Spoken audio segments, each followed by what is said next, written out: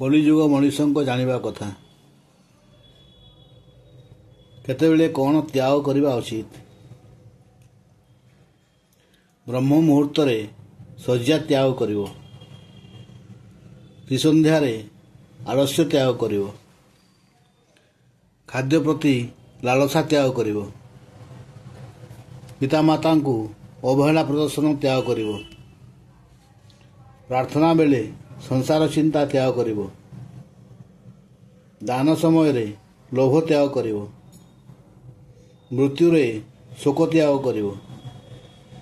ନ୍ୟାୟ ପାଇଁ ଲଢ଼ୁଥିଲେ ଭୟ ତ୍ୟାଗ କରିବ। ପୂଜା କଲାବେଳେ କାମନା ତ୍ୟାଗ କରିବ।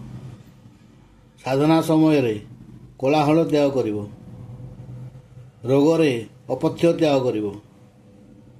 ବିପଦରେ କାତରତା ତ୍ୟାଗ କରିବ। ଅତୀତ ପାଇଁ ଦୂଷିତା ତ୍ୟାଗ କରିବ। ପ୍ରହରା ଦେବାବେଳେ ନିଦ୍ରା ତ୍ୟାଗ କରିବ।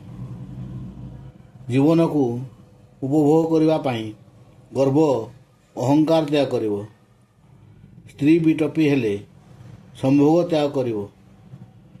ପୁତ୍ର ଅବାଧ୍ୟ ହେଲେ ମମତା ତ୍ୟାଗ କରିବ।